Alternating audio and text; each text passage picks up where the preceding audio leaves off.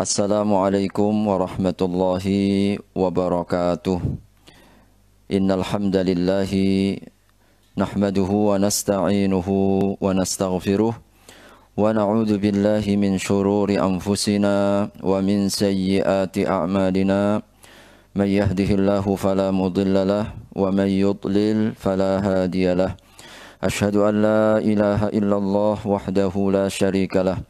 وأشهد أن محمدا عبده ورسوله لا نبي بعده اللهم صل على سيدنا محمد وعلى آله وصحبه وسلم أجمعين أما بعد.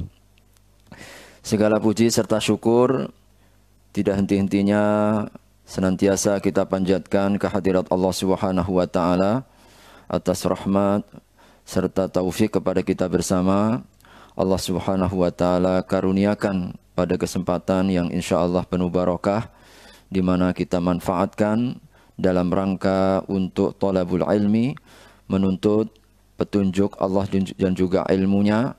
Mudah-mudahan Allah Subhanahu wa taala karuniakan kepada kita keberkahan waktu serta ilmu yang bermanfaat. Amin ya rabbal alamin.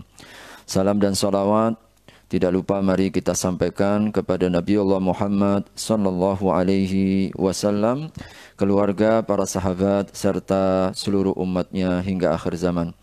Alhamdulillah, terima kasih Mas Heri yang telah mengantarkan meskipun sedikit ada kendala, namun insyaallah tidak mengurangi hikmat kita bersama dalam insyaallah suasana kebaikan, dan kita selalu bermohon kepada Allah Subhanahu wa taala agar majelis-majelis kita senantiasa akan semakin menata, menjaga istiqomah kita di dalam kehidupan kita insyaAllah. Bapak Ibu sekalian, keluarga besar, warga pengajian Wina yang dirahmati Allah Subhanahu wa taala, maupun juga jamaah yang pada kesempatan malam hari ini yang di Indonesia sudah mulai menjelang malam ya, menjelang tidur ini 8:30 malam. Mudah-mudahan akan semakin mengantarkan kita semua dalam kebaikan insyaAllah. Topik dan tema yang akan coba kita diskusikan, mudah-mudahan ini akan semakin meningkatkan ya kualitas nilai ibadah sholat kita. Sama-sama kita ketahui bahwa sholat ini yang paling utama, dan sholat ini yang akan menjadi selalu ya kita laksanakan setiap hari, minimal tidak kurang dari 5 kali waktu, belum lagi ditambahkan dengan sholat-sholat sunnahnya. Karenanya mudah-mudahan insya Allah kajian kita malam hari ini akan sedikit memberi atau membantu dan juga membuka ya, bagaimana agar keilmuan kita, kesadaran kita akan nilai sholat ini akan semakin meningkatkan kualitasnya. Bapak Ibu sekalian rahimakumullah, andai kata sholat kita ini bisa berbicara, maka tentu dia akan mengatakan kepada kita sebagai sebuah renungan, yang tentu renungan ini patut untuk kita jadikannya sebagai salah satu evaluasi.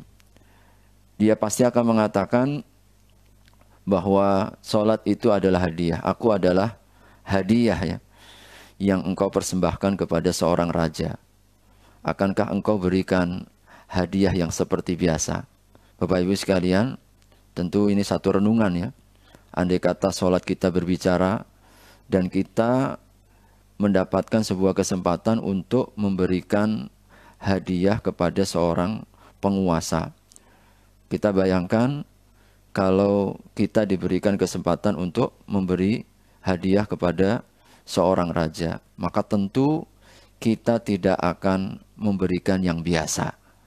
Maka tentu kita akan berusaha untuk memilih hadiah yang terbaik. Karena yang akan kita berikan adalah seorang raja. Maka begitulah juga sholat kita. Bahwa sholat ini sesungguhnya adalah hadiah yang akan kita persembahkan kepada raja dan juga penguasa. Bukan raja dan penguasa dunia, tetapi raja dan penguasa bumi dan langit, alam semesta, dunia dan akhirat kita. Maka tentu kita ketika menyadari ini tidak akan biasa untuk menjadikan sholat kita. Bapak Ibu sekalian, sholat ini adalah wasiat terakhir yang Nabi SAW berikan kepada kita sesaat sebelum beliau meninggalkan dunia. Di atas pangkuan Ibunda Aisyah radhiyallahu anha, hingga suara beliau ini tidak terdengar, maka pesan beliau kepada kita umatnya, as-salah, as-salah, as-salah, ummati as-salah. Maka Bapak Ibu sekalian, tentu ketika kita menyadari ini, telahkah kita kemudian menunaikan dengan sempurna? Sebab ini adalah wasiat yang Nabi SAW ingatkan sesaat sebelum beliau meninggalkan dunia.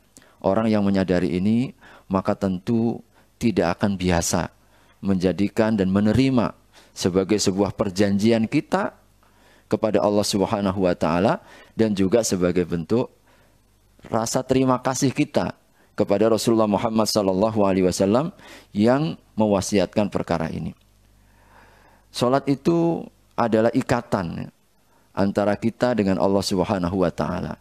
Ya, hubungan kita dengan Allah Subhanahu wa taala ini dalam bentuk salat. Maka ketika kita menyadari ini, tentu kita akan terus mengokohkan, kita akan tentu terus menguatkan ikatan ini. Sebab kalau kemudian ikatan ini menjadi lemah, ikatan ini apalagi terurai, maka seakan kita tidak ada lagi hubungan dengan Allah Subhanahu wa taala. Padahal manusia kita ini kalau ditinggalkan oleh Allah meskipun sekejap mata, maka bahaya.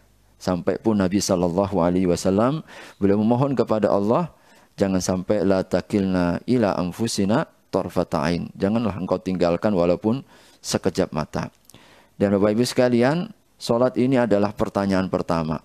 Andai kata ia bisa berbicara kepada kita, dia akan mengatakan kepada kita, aku adalah pertanyaan yang pertama kali nanti akan dimintakan pada hari perhitungan.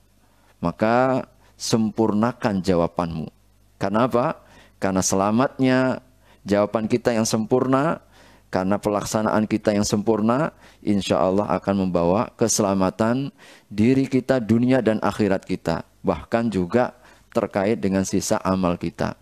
Baik buruknya sholat, baik buruknya amal kita. Diterimanya sholat, diterima seluruh amalan-amalan kita. Dan sholat, Bapak Ibu sekalian, adalah pembela. Andai kata ia berkata kepada kita, aku adalah pembela dan pelita di alam kubur, maka siapapun yang menjaganya, maka aku jaga. Tapi siapapun yang mereka menyia-nyiakannya, maka aku pun juga akan menyia-nyiakan. Rasul SAW menyebutkan sholat itu adalah pelita. Sholat itu adalah pembela kita. Saat kita dalam kegelapan alam kubur, maka sesungguhnya pelitanya nanti adalah sholat kita. Yang menyadari akan hal ini, maka tentu ketika kita sholat benar-benar akan menyempurnakan pelitanya.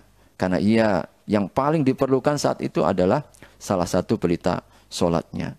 Bapak Ibu sekalian, kalau andai kata sholat bisa berbicara, maka dia akan mengatakan, aku adalah pencuci dosa dan kesalahan 5 kali dalam sehari yang dijanjikan.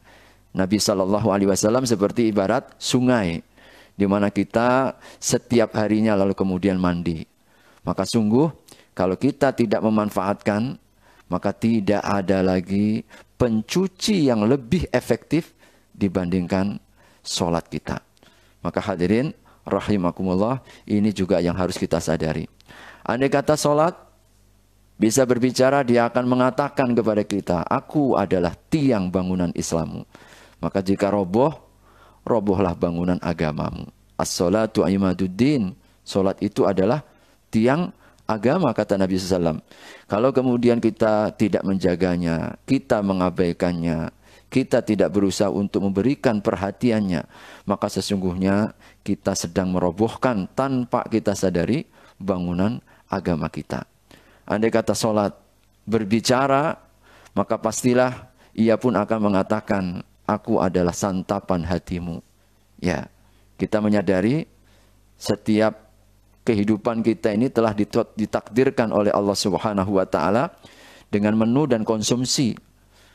Fisik kita perlu makanan, akal kita perlu makanan, hati kita juga memerlukan sebuah santapan.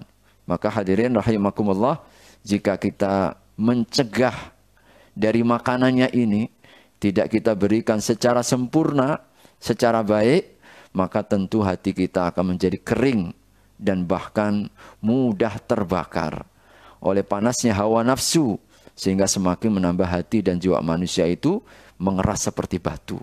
Karena apa?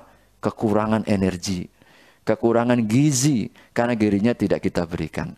Hadirin rahimakumullah, ini andai kata sholat bisa berbicara kepada kita ya. Ibnu Qayyim, Imam Ahmad, Ibnu Hanbal, beliau pernah mengingatkan kepada kita dalam sebuah ungkapannya yang indah. Innama qadruhum anil islami ala qadri hadzihim minas sholati. Beliau mengatakan bahwasanya sesungguhnya kadar Islammu adalah sekadar bagianmu dalam sholat. Wa raghbatihim fil Islam ala qadri raghbatihim fis shalah. Dan keinginanmu, perhatianmu, kerinduanmu jadi terhadap Islam itu juga sekedar kecintaanmu terhadap sholat. Maka sholat ini ternyata menjadi patokan, pijakan, dan juga standar keislaman kita. Islam kita adalah sebesar mana kita memberikan perhatian terhadap sholat, dan kecintaan kita kepada agama ini juga terletak pada sebesar apa kecintaan kita kepada sholatnya. Demikianlah Imam Ahmad Ibnu Hanbal, beliau memberikan pesannya kepada kita. Dan Rasulullah Sallallahu Alaihi Wasallam juga mengingatkan dalam hadis yang sangat-sangat terkenal bagaimana beliau memposisikan, bagaimana beliau menjadi atau mendudukkan sholat ini dalam kehidupannya. Bahkan beliau merasakan kelezatannya. Setiap kali beliau dalam menghadapi dinamika dalam hidup, dalam menjalani berbagai macam problematika di dalam kehidupan, maka kata-kata yang sangat-sangat masyhur, beliau mengatakan, ya Bilal, aqimis shalah arihna biha. Wahai Bilal, tegakkan sholat dan rehatkan aku dengannya. Ternyata sholat menjadi tumpuan dan juga suasana yang merehatkan. Kita ini yang paling kita sukai ini kan rehat setelah penatnya berbagai macam aktivitas dalam hidup. Ketika kita berjibaku ya dalam berbagai macam aktivitas dan kegiatan, maka penatnya lelah ini akan hilang dan terasa nyaman sekali. Kita tunggu-tunggu kapan kita rehat. Dan ternyata Rasulullah Sallallahu Alaihi Wasallam telah menjadikan sholat ini adalah suasana, tempat, momentum, dan waktu rehat yang paling dinanti oleh beliau Sallallahu Alaihi Wasallam. Dalam sabdanya yang lain, beliau juga pernah menegaskan, wa ju'ilat qurratu aini fis shalah. Jadi ternyata sholat itu telah dijadikan oleh Allah kepadaku qurratu aini, yaitu penyejuk mata hatiku. Rasulullah Sallallahu Alaihi Wasallam telah dicintakan hatinya. Jiwa beliau ini telah dijadikan menyatu, bahkan menjadi ketenangan. Qurratu ain ini kan menjadi sumber perhiasan, menjadi sumber ketenangan, kebahagiaan. Ini qurratu ayun. Makanya kita seringkali nanti bidadari di surga akan disebut oleh Allah qurratu ain. Mereka yang menyejukkan mata. Kita pun juga doanya dalam surat Al-Furqan itu, Rabbana hablana min azwajina wa dzurriyyatina qurrata a'yun. Jadikan keluargaku, jadikan anak-anak keturunanku penyejuk mata. Ketika kita mandang itu, langsung kemudian terasa rehatnya. Ketika kita memandang mereka, langsung kemudian kebahagiaan dan ketenangan di dalam jiwa kita. Nah, Bapak Ibu sekalian, Nabi ternyata telah merasakan bahwasanya sholat itu bagian dari qurratu ain. Sesuatu yang menenangkan, sesuatu yang kemudian dirindukan, sesuatu yang menyejukkan mata hatinya dan membuat sumber kebahagiaan Nabi Sallallahu Alaihi Wasallam. Tentu mungkin ada yang mengatakan di antara kita, itu kan Nabi, kita kan bukan Nabi. Bapak Ibu sekalian, sholat tetaplah sholat ya. Dan Rasulullah Sallallahu Alaihi Wasallam, beliau juga seperti kita manusia. Dan tentu ketika beliau kemudian mendapatkan kelezatan ini dan kenikmatannya bukan tanpa sebab dan juga usaha. Oleh karenanya kelezatan sholat ini sifatnya rohani. Ya, kelezatan sholat ini sifatnya adalah rohani. Kita itu akan merasakan qurratu ain. Sholat itu kita rindukan. Sholat itu menjadi satu tumpuan kita. Sholat menjadi sumber kekuatan kita. Sholat ini menjadi sumber kebahagiaan kita. Jadi dalam dinamika dalam hidup ini ternyata kita mendapatkan apa? Momentum-momentum di mana Allah Subhanahu wa taala memberikan surga dunia sebelum surga di akhirat. Itulah kebanggaan sebagian para ulama salaf sampai mengatakan begitu. Allah ini memiliki surganya di dunia dan tidak akan memasuki surga akhirat sebelum mereka memasuki surganya di dunia itu. Dan surga Allah yang disiapkan bagi para kekasihnya itu salah satunya adalah di dalam sholat. Maka Bapak Ibu sekalian, ketika kita merasakan kalau kita lezatnya makanan ya dengan mengecap di bibir kita, wah, ya kan? Kalau habis makan, ketika kita menikmati sebuah minuman, kelezatannya sampai di kerongkongan kita. Ketika kita merasakan kelezatan apapun dalam bentuk fisik dan zohir, ini sifatnya sesuatu yang fisik. Nah, Allah Subhanahu wa taala telah menitipkan ya di dalam ibadah sholat ini satu kelezatan. Dan Rasulullah SAW, para ulama-ulama kita dan juga para salafus soleh itu pernah merasakan. Saya pernah membaca salah satu kisah ya, dan itu kisah nyata. Ada dalam satu pertempuran di mana dalam pertempuran itu kemudian salah seorang ansor melaksanakan sholat. Lalu saudaranya dari kaum muhajirin ini tertidur lelap.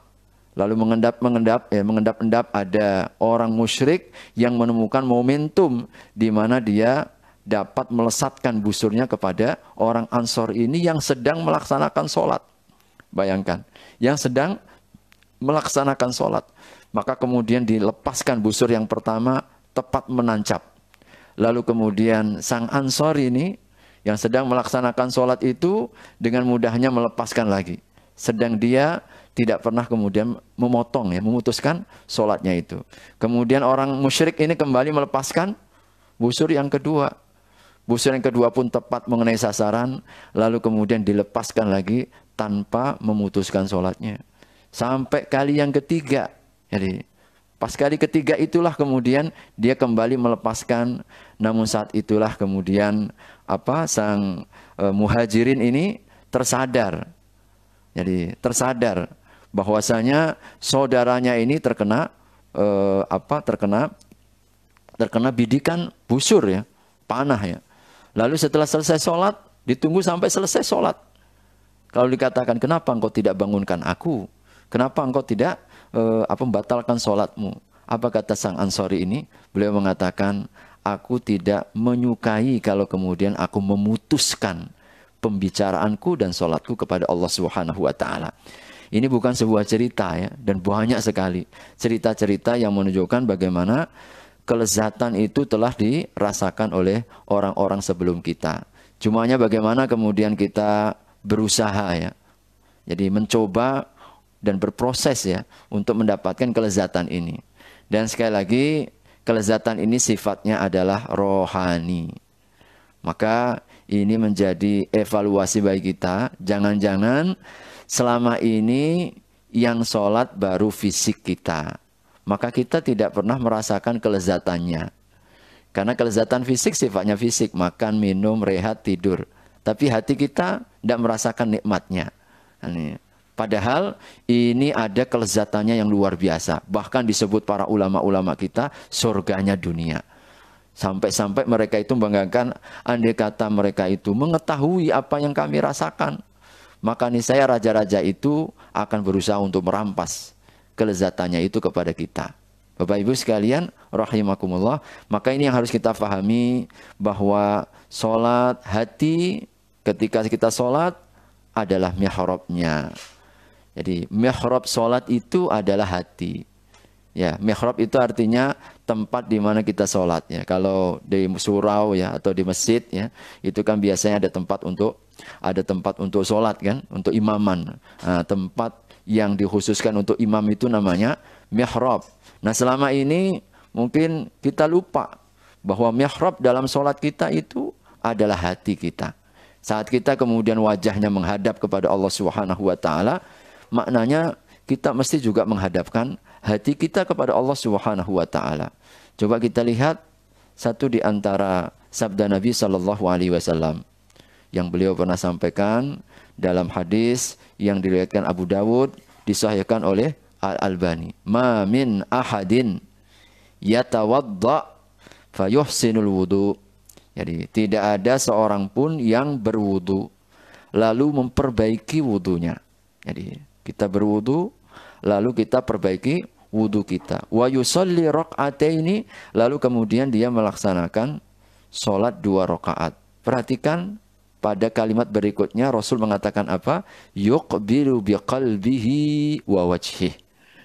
Lalu dia menghadapkan hatinya dan wajahnya. Hadirin Bapak Ibu sekalian, Rasul sallallahu alaihi wasallam memberikan sebuah stressing dan pendahuluan, menghadapkan hati dan wajah. Hati dahulu baru wajah. Kita selama ini menghadapkan wajah ke arah kiblat, lalu kita lupa menghadapkan hati kepada Allah Subhanahu wa taala. Selama ini kadang-kadang boleh jadi kenapa kita masih belum merasakan kelezatannya. Oh, mungkin selama ini memang kita baru sekedar menghadapkan wajah dan muka kita. Badan kita hadapkan ke arah kiblat.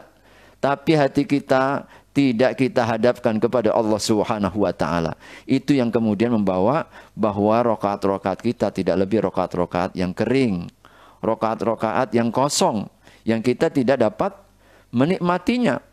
Maka disinilah pentingnya kita memberdayakan, kita berusaha untuk apa? Kita berusaha untuk menghidupkan, menyertakan hati sebelum fisik kita. Dan ini tidak mudah.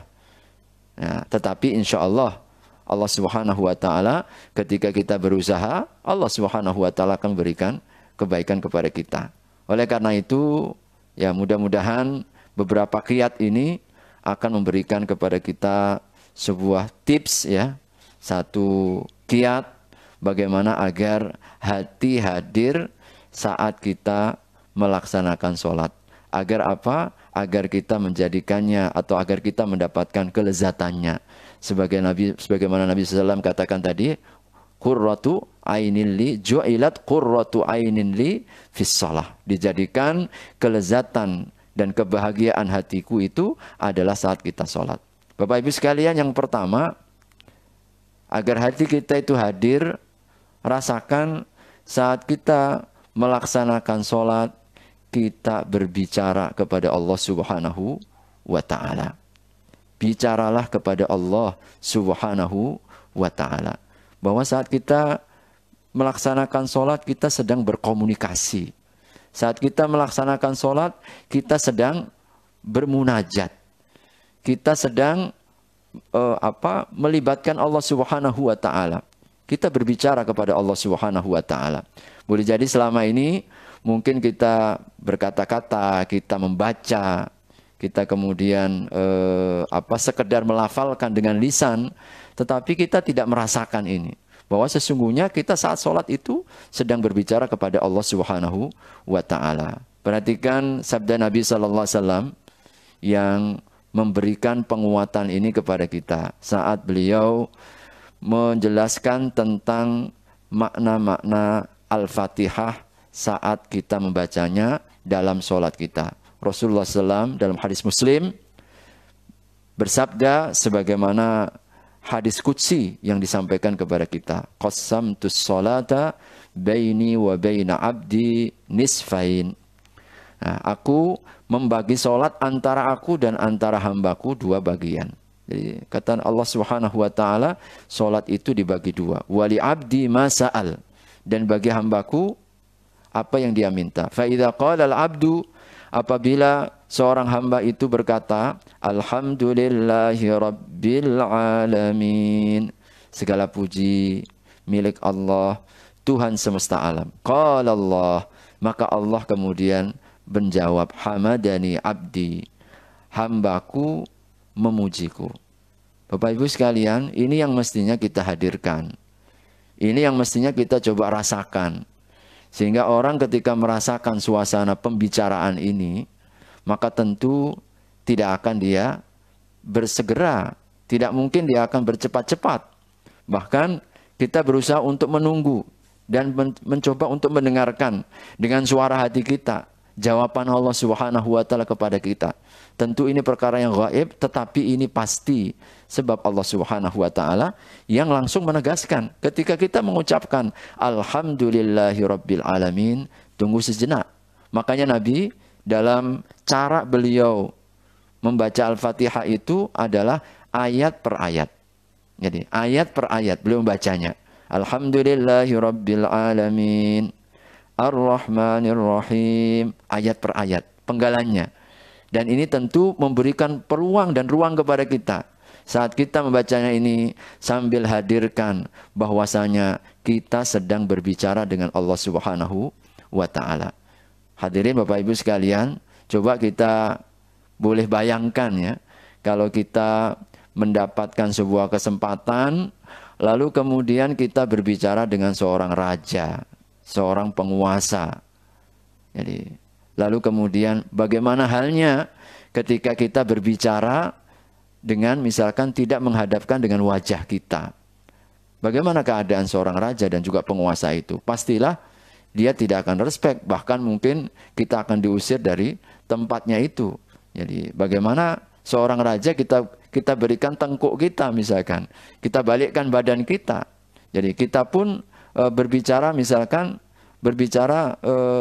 tidak menghadapnya. Jadi tidak menghadap wajah kita atau kita buang muka ke kanan atau ke kiri, tentu ini sesuatu yang tidak etis ya bagi seorang raja.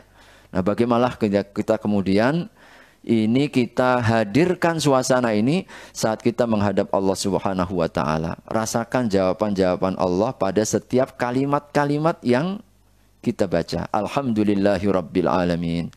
Dengarkan dengan suara hati, hamadani abdi, hambaku memujiku. Wa idza qala Ar-Rahmanir Rahim, maka Allah akan menjawab athna alayya abdi. Jadi hambaku memujiku, sama. Jadi ada hamd, ada pujian. Kalau hamd ini pujian ya atas semua nikmat yang Allah karuniakan. Kalau tsana ini adalah pujian dalam arti di dalamnya ada nilai pengagungan. Jadi athna alayya abdi. Ketika kita membaca Maliki Yaumiddin, maka Allah akan mengatakan majjadani abdi, hambaku telah mengagungkanku. Dalam riwayat yang lain disebutkan apa? Fawwadha ilayya abdi. Jadi hambaku telah menyerahkan kepadaku. Ketika kita membaca iyyaka na'bud wa iyyaka nasta'in, apa jawaban Allah? Dengarkan saat kita membaca ini, Allah Subhanahu wa taala menjawab. Jadi penuh dengan kelembutan, hadza baini wa baina abdi. Ini adalah bagianku dan bagian daripada hambaku. Karena memang dipenggal menjadi dua. Iyyaka na'bud, ini adalah bagian Allah. Hanya kepadamu ya Allah kami beribadah. Hanya kepadamu ya Allah kami mengabdi. Wa iyyaka nasta'in, ini yang menjadi bagian kita. Yaitu apa? Bahwasanya hanya kepadamu kami minta tolong. Maka ketika kita membaca ini, Allah langsung menjawab, hadza baini wa baina abdi. Wa li abdi ma sa'al. Lalu kemudian Allah mengatakan, dan hambaku apa yang engkau minta. Maka ketika kita kemudian melanjutkan ihdinas siratal mustaqim siratal ladzina an'amta alaihim ghairil maghdubi alaihim waladdallin, qala, Allah akan menjawab hadza li abdi wa li abdi masa'al. Ini bagian hambaku, maka apa yang kau minta wahai hambaku. Bapak Ibu sekalian, jamaah rahimakumullah, tentu riwayat ini yang disampaikan oleh Nabi SAW berdasarkan hadis qudsi memberikan gambaran dan juga membawa hati-hati kita saat kita melaksanakan sholat, sesungguhnya kita sedang berbicara. Maka bicaralah kepada Allah Subhanahu wa taala. Ungkapkan kepada Allah Subhanahu wa taala. Berkomunikasilah dengan Allah Subhanahu wa taala. Maka saya yakin ketika kita berusaha untuk menghadirkan suasana ini, kita merasakan ini, maka kita akan merasakan sesuatu yang berbeda. Jadi bahwa sholat itu adalah bentuk komunikasi kita dengan Allah. Sholat itu adalah bentuk pembicaraan kita kepada Allah Subhanahu wa ta'ala. Yang kedua, hadirin Bapak Ibu sekalian, jadikan sholat itu adalah bentuk ungkapan pengaduan kita, harapan kita, dan doa kita kepada Allah Subhanahu wa ta'ala. Ya. Jadi sholat itu adalah doa. Makanya dalam beberapa, kalau kita membaca sholat secara bahasa itu, as-sholatu ad-du'a. Sholat itu adalah doa. Mengingatkan kepada kita bahwa ketika kita sholat itu, kita sedang berdoa. Kalau kita meyakini ini, insya Allah kita akan merasakan sesuatu yang amat sangat berbeda. Kita merasa, coba Bapak Ibu sekalian, kalau kita renung-renungkan, kapan kita merasakan nikmatnya atau lezatnya sholat itu? Kita pasti akan menemukan dan juga merasakan momentum itu. Jawabannya pasti kita merasakan pada waktu bulan Ramadan. Ya. Kapan ketika bulan Ramadan kita merasakan kelezatannya? Mungkin kita juga akan mengatakan saat kita melaksanakan sholat-sholat tarawih, sholat malam ya, bersama imam-imam ya. Nah ini kita merasakan itu. Kalau kita teruskan, kapan kita merasakan yang lebih lezat lagi tatkala kita melaksanakan sholat malam itu? Kita akan mengatakan saat kita memanjatkan doa. Makanya biasanya kalau di sholat-sholat malam, apalagi tarawih seperti di Masjidil Haram atau Masjidil Nabawi ya, saat memanjatkan doa tarawih atau doa witir yang begitu panjang, kita akan banyak mendengar isakan tangis para jamaah, ya kan? Begitu syahdunya tidak terasa, begitu dekatnya ya perasaan kita ketika kita sedang berdoa. Maka Bapak Ibu sekalian, kita inilah kesadaran yang harus kita bangun bagi kita. Saat kita melaksanakan sholat, sesungguhnya kita itu sedang bermunajat kepada Allah Subhanahu wa ta'ala. Inilah yang disampaikan oleh Nabi Sallallahu Alaihi Wasallam dalam satu riwayat hadis yang disahihkan oleh Al-Albani. Inna ahadakum idza qama yusalli. Sesungguhnya salah seorang di antara kalian apabila berdiri sholat, innama yunaji rabbahu. Sesungguhnya ia sedang bermunajat kepada Rabbnya. Kita kalau sudah berdoa, doa kita itu Masya Allah ya. Luar biasa. Kita ketika merasakan dalam doa itu sungguh-sungguh. Kita merasakan dalam keseriusan. Apalagi kalau saat kita sedang diuji, saat kita ada masalah, saat kita ada problem dalam hidup. Biasanya ini saat-saat kita yang paling merasa dekat dengan Allah Subhanahu wa ta'ala. Makanya kadang masalah hidup itu hadiah Allah. Karena apa? Allah ingin mendengar rintihan dari hambanya. Nah begitulah dalam sholat kita ini. Selama ini kita tidak mencoba untuk menghadirkan ini. Bahwa ketika kita sholat kita itu sedang berdoa kepada Allah. Kita sedang bermunajat kepada Allah Subhanahu wa ta'ala. Kita sedang menumpahkan semua keluhan, isi hati kita, kebutuhan kita, hajat kita, semua masalah yang kita hadapi kepada Allah Subhanahu wa ta'ala. Maka Nabi kemudian mengatakan, "Falyanzur kaifa yunajih." Maka tolonglah kalian perhatikanlah bagaimana kalian itu bermunajat kepadanya.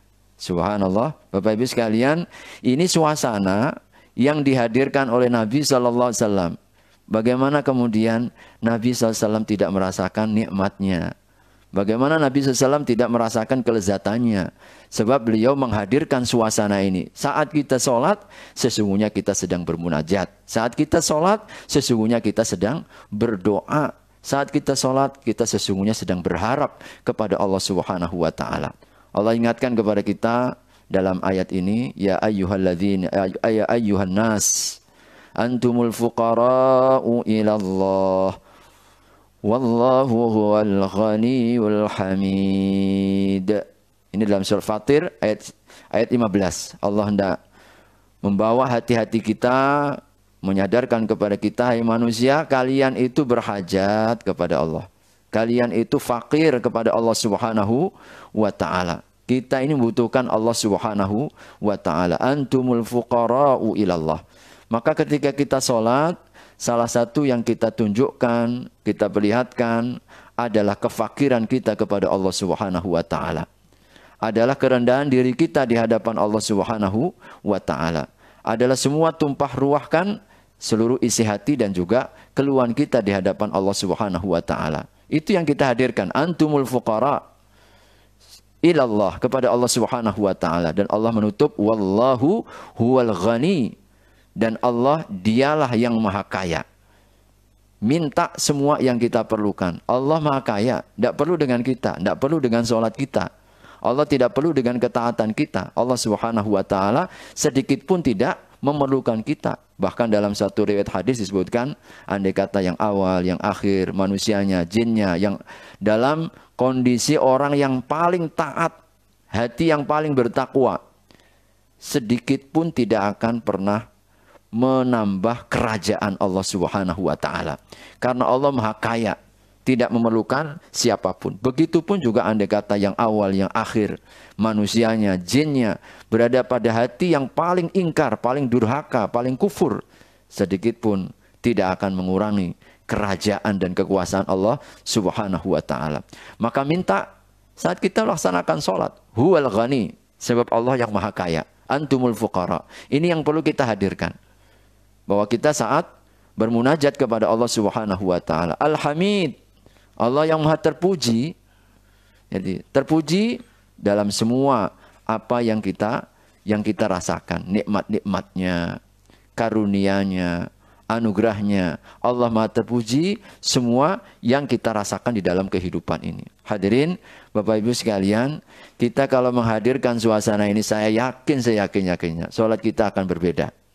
Ya, selama ini kita sholat hanya menggunakan fisik kita. Mihrab hatinya tidak kita hadapkan. Muka kita hadap kiblat, tapi hati nggak menghadap kepada Allah Subhanahu wa ta'ala.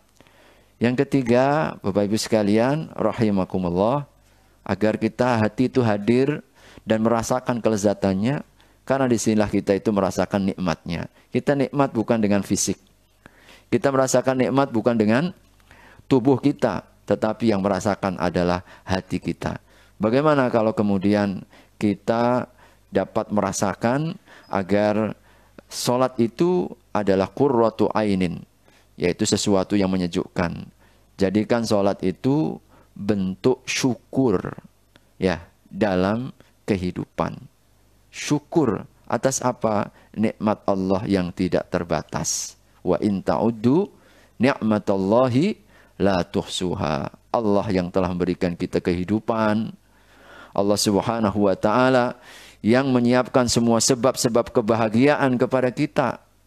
Bagaimana kita tidak bersyukur ketika 1% pun Allah tidak menuntut kita.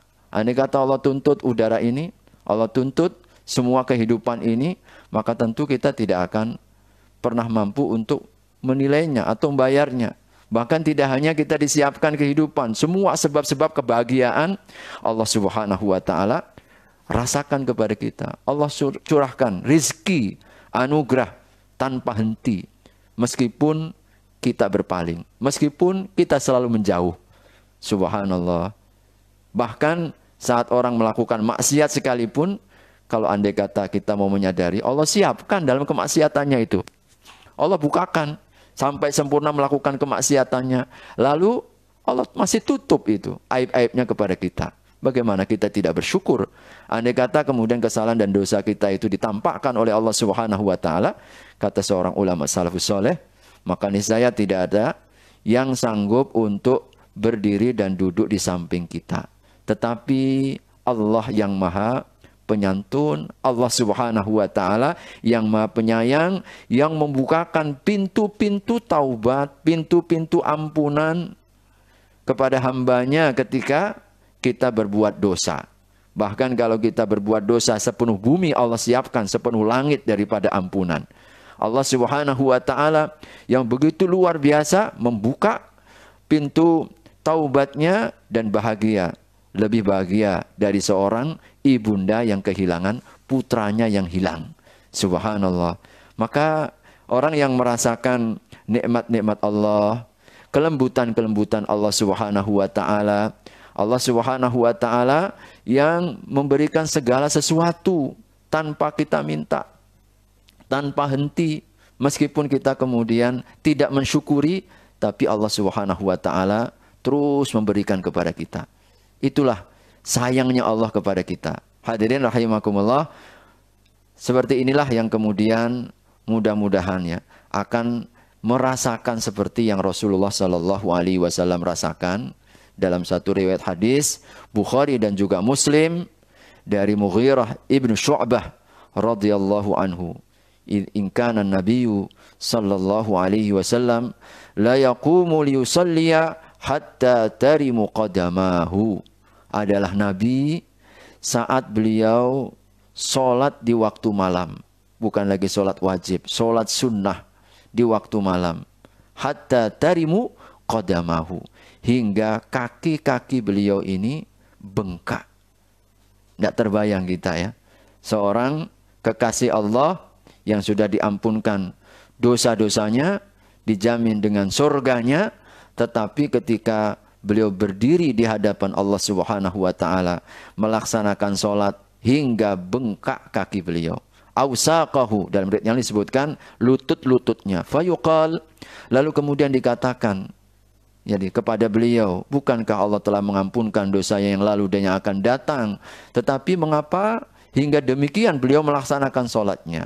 Maka rahasianya yang beliau sampaikan kepada kita, afala akunu abdan syakura. Tidakkah aku ingin menjadi hamba yang bersyukur? Jadi spiritnya adalah spirit syukur kepada Allah Subhanahu wa taala. Itu yang membuat beliau bertahan. Membuat beliau kemudian ketika menghadirkan nikmat-nikmat Allah Subhanahu wa taala terasa ringan panjangnya salat, terasa sedikit sekali apa yang seharusnya dia lakukan di hadapan Allah Subhanahu wa taala. Maka hadirkan hati yang bersyukur saat kita melaksanakan sholat. Karenanya di dalam surat Al-Kautsar yang rata-rata kita seluruhnya menghafal, inna a'tayna kal kautsar fasalli. Aku berikan kepada kalian nikmat yang banyak, maka bagaimana kita mensyukuri nikmat yang banyak itu? Fasalli. Salatlah kalian. Karena itu, hadirin Bapak Ibu sekalian, hadirkan hati yang bersyukur saat kita melaksanakan sholat. Salah satu suasana batin kita agar merasakan lezatnya itu, agar kita tidak hanya bertumpu pada kaki maupun juga fisik kita. Kadang kalau kita bertumpu dengan fisik kita, terasa lelah, terasa capek ya. Nabi SAW ya wajar ya kalau kita katakan ini sampai bengkak-bengkak begitu. Dalam satu riwayat hadis di mana Ibnu Mas'ud, beliau pernah menyertai sholat Nabi sampai 4 juz. Ya, 4 juz. Bukan 2-3 rakaat. Jadi rakaat pertama 4 juz. Al-Baqarah selesai, lanjut An-Nisa, lalu balik lagi Ali Imran. Gimana kaki nggak bengkak? Tetapi apa? Tetapi beliau sangat menikmati dan tidak terasa itu. Apa yang membuatnya sampai seperti itu? Ternyata adalah spirit syukur. Hadirin, Bapak Ibu sekalian, maka saat kita berdiri sholat, yang kita hadirkan ini nikmat. Yang kita hadirkan ini berapa banyak rezeki Allah, nikmatnya Allah, karunia-Nya Allah, anugerahnya Allah yang Allah berikan kepada kita. Maka niscaya insya Allah kita ini akan merasakan sholat yang amat sangat mengesankan. Yang keempat, hadirin rahimakumullah, agar hati kita hadir dan merasakan nikmatnya sholat itu, jadikan sholat itu perpisahan. Ya, sholat kita adalah sholat perpisahan. Hadirin rahimakumullah, ini adalah resep Nabi Shallallahu Alaihi Wasallam kepada kita. Resep ini yang ditawarkan oleh Nabi Shallallahu Alaihi Wasallam dalam satu riwayat hadis yang disampaikan kepada seseorang datang, ja'a rajulun ila Nabi Shallallahu Alaihi Wasallam. Datanglah ada seseorang yang datang kepada Nabi, lalu kemudian berkata, ya Rasulullah, alimni wa aujiz. Ajarkan kepadaku dan ringkas saja ya Rasulullah. Jangan banyak-banyak, nanti susah saya ngamalkan. Nah, minta pesan, minta wasiat, minta ajaran dan petunjuk, tapi ringkas wahai Rasulullah. Maka Nabi kemudian menjawab apa? Idza qumta fi salatika fasalli salatal muwaddi'. Kalau kalian berdiri salat, maka salatlah seperti halnya salat orang yang berpisah. Hadirin rahimakumullah, salatlah kalian seperti salat orang yang berpisah. Maksudnya apa? Yakinkan dan hadirkan, boleh jadi salat yang kita laksanakan saat ini adalah salat terakhir kita. Maka ketika kita menghadirkan hati yang seperti ini, insya Allah kita ini akan merasakan hal yang berbeda. Tidak lagi kita bertumpu pada kaki. Tidak lagi kita kemudian ya disibukkan dengan berbagai macam urusan. Tetapi kita akan berusaha untuk apa? Menghadirkan sepenuh hati kita menghadap Allah Subhanahu wa Ta'ala. Ya, kita dapat kiriman ya, mungkin Bapak Ibu ada yang mendapatkan kali ya. Bagaimana Freddy Budiman ya. Ya, kita tahu lah Freddy Budiman ya. Insya Allah husnul khatimah ya, kita katakan seperti itu. Ya, seorang gembong narkoba yang kemudian mendapatkan hukuman mati ya. Dan penasihat spiritualnya, ustadznya itulah yang kemudian menceritakan dan di-share ke ya apa di grup-grup media sosial ya, bagaimana kesaksian beliau menjelang eksekusinya. Itu kebayang ya. Dia tahu kapan akan dieksekusi, waktunya kapan akan ditembak oleh regu tembak. Subhanallah. Beliau bercerita, dan tentu ini cerita yang disampaikan kepada dari almarhum siapa? Freddy Budiman kepada ustadznya ini. Beliau ustadz di Nusa Kambangan kan. Jadi penasihat biasanya kalau sebelum ada eksekusi itu selalu akan ada penasihat-penasihat untuk memberikan kekuatan dan membesarkan hati. Jadi kata ustadznya ini menceritakan dalam sepekan itu tidak kurang dari 10 kali khatam. Bayangkan. Sepekan 10 kali khatam. Kita setahun belum tentu khatam. Ya, jadi beliau pada waktu itu sepekan sebelumnya sudah menyelesaikan khataman Quran 10 kali. Kebayang. Dan beliau kemudian melaksanakan 2 rakaat sebelum beliau menjelang eksekusi, sholat yang luar biasa. Jadi sholat yang begitu syahdu, sholat yang begitu merendah di hadapan Allah Subhanahu wa Ta'ala. Karena apa? Dia yakin sebentar lagi akan bertemu dengan Allah. Sebentar lagi akan berjumpa dengan Allah Subhanahu wa Ta'ala. Dan begitu ringannya akhirnya beliau menghadapi ya apa regu eksekusi ini. Bahkan beliau minta untuk tidak dibuka. Dan kesaksian ustadznya ini beliau mengatakan sungguh dia dapatkan beliau dalam senyuman. Ya. Jadi dalam senyuman dan baunya wangi. Kata ustadz ini ya, kesaksian beliau. Nah tentu ini secara yang zahir. Tetapi ya ini menggambarkan ya bagaimana andai kata itu terjadi pada diri kita. Begitu. Dan Rasul Shallallahu Alaihi Wasallam ternyata salah satu kiatnya agar sholat itu kita nikmati, sholat itu menjadi sesuatu yang kelezatan bagi kita adalah kita berusaha meyakini bahwa boleh jadi ini adalah sholat terakhir bagi kita. Dan hakikatnya memang demikian hadirin, Bapak Ibu sekalian, jamaah sekalian yang dirahmati Allah Subhanahu wa Ta'ala, kita ini pastinya akan meninggal di antara 2 waktu sholat. Ya, di antara 2 waktu sholat. Tidak mungkin kita lepas Isya ini, boleh jadi Allah panggil kita sebelum subuh nanti. Atau habis subuh, belum boleh jadi sebelum zuhur nanti. Karenanya kita ini di antara 2, sholat yang sudah kita jalankan dan sholat yang menunggu kita. Maka perasaan ini yang mudah-mudahan insya Allah akan semakin meningkatkan kualitas kita. Allah Subhanahu wa Ta'ala di dalam surat Al-Baqarah ayat yang ke-45 dan 46. Wasta'inu bis sabri wassalah. Mintalah tolong kalian dengan sabar dan salat. Wa innaha lakabiratun illa 'alal khashiin. Teramat berat sholat itu kecuali atas orang-orang yang khusyuk. Orang-orang yang ketika sholat hatinya hadir. Lalu ayat 46 itu yang menjadi resep bagi kita. Bagaimana kita menghadirkan kekhusyuan itu? Alladzina yadhunnuna annahum mulaqu rabbihim wa annahum ilaihi raji'un. Yaitu orang-orang yang yakin. Jadi orang-orang yang yakin bahwasanya ia akan bertemu dengan Rabb mereka. Dan sesungguhnya mereka itu akan kembali kepadanya. Jadi ternyata kuncinya khusyuk, hadirnya hati. Sehingga kalau hati itu hadir, insya Allah akan menikmati. Allah buka rahasianya di ayat 46 ini. Yadhunnuna annahum mulaqu rabbihim. Mereka yakin bahwasanya mereka itu akan bertemu dengan Rabb mereka.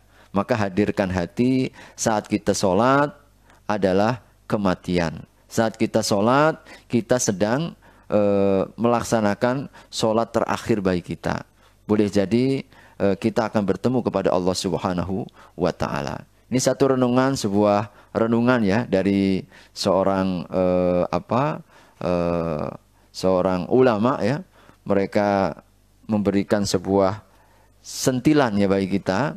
Ini ada gambarnya sedikit ya. Ini yang di Facebook mungkin tidak bisa melihat, tetapi saya sampaikan bahwasanya orang kadang mampu bertahan lama 1 jam, 2 jam ya. Mereka berdiri di atas di atas alat-alat olahraga. Ya kan? Untuk apa tujuannya?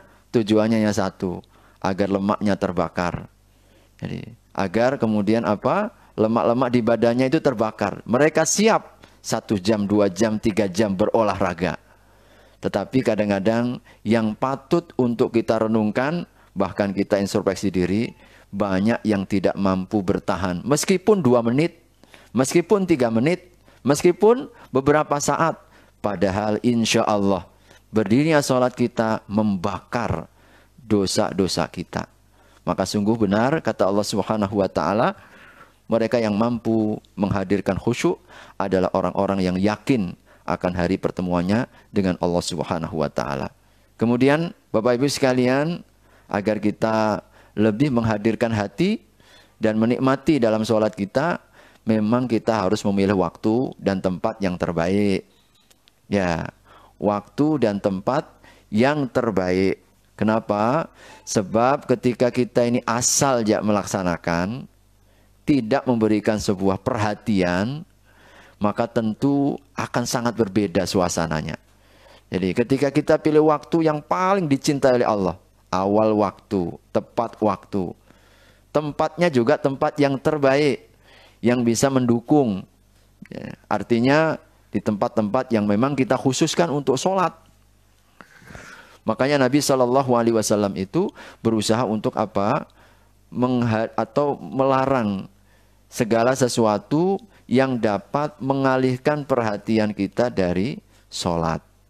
Jadi apakah kita misalkan sholat sambil menahan kencing, menahan buang air besar, menahan kantuk, sholat ketika kita berada di tempat makanan ya, samping kita ada makanan, mana bisa khusyuk? Kan begitu kan?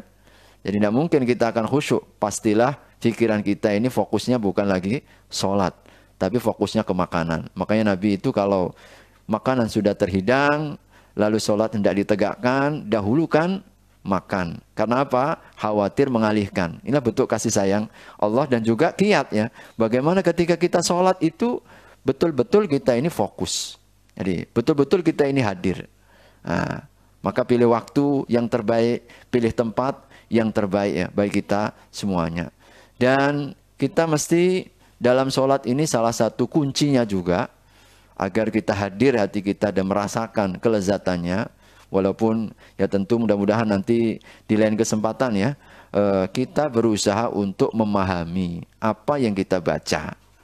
Ya, apa yang kita baca ini salah satu yang akan sangat membantu kualitas sholat kita.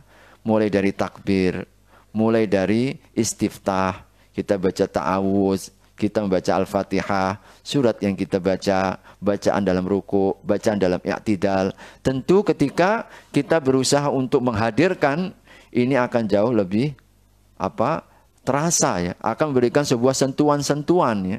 Karena setiap bacaannya ini sangat indah, lebih-lebih dan sangat dianjurkan. Dan mengapa Nabi Shallallahu Alaihi Wasallam kemudian apa? Beliau ketika membacanya itu bacaannya variatif, ya, variatif sekali. Beliau bacaannya ini bacaan yang macam-macam. Maka tuntutan kita ke depan setelah kita memahami satu bacaan, kita coba terus kita coba fahami, kita mencoba untuk berusaha untuk hadirkan, kita tambahkan beberapa bacaan yang lain. Doa istiftah Nabi itu banyak. Kadang beliau buka dengan wajah tu wajhi adilladzi fataras samawati wal ard. Ini kan masuk ke dalam sholat dengan sebuah harapan dan pengakuan. Tapi kadang juga beliau masuk melalui pintu mohon ampun. Allahumma ba'id baini wa baina khataayaya kama ba'adta bainal masyriqi wal maghrib. Beliau hadirkan bahwa banyak dosa yang telah dibuat, banyak kesalahan yang dilakukan. Jauhkan ya Allah aku dengan dosa dan kesalahanku itu seperti Engkau jauhkan barat dan juga timur. Bapak Ibu sekalian, tentu perkara-perkara seperti ini kita akan ketika kita rasakan, kita fahami, akan sangat membantu bagi kita bersama. Oleh karenanya insya Allah mudah-mudahan ini tips-tips sederhana ya, yang akan meningkatkan ya kualitas pelaksanaan sholat kita. Jadikan sholat ini adalah momentum komunikasi kita. Jadikan sholat itu adalah waktu di mana kita berbicara dengan Allah Subhanahu wa Ta'ala. Jadikan sholat kita adalah munajat kita, doa kita untuk menumpahkan seluruh kebutuhan dan kefakiran kita di hadapan Allah Subhanahu wa Ta'ala. Jadikan sholat kita ini bentuk rasa syukur kita kepada Allah Subhanahu wa Ta'ala. Jadikan sholat sebagai bentuk perpisahan kita dalam kehidupan ini, yang mudah-mudahan dengan suasana-suasana seperti itu akan lebih mampu untuk membangun dan menghadirkan kualitas dalam pelaksanaan sholat kita. Wallahu a'lam bishawab.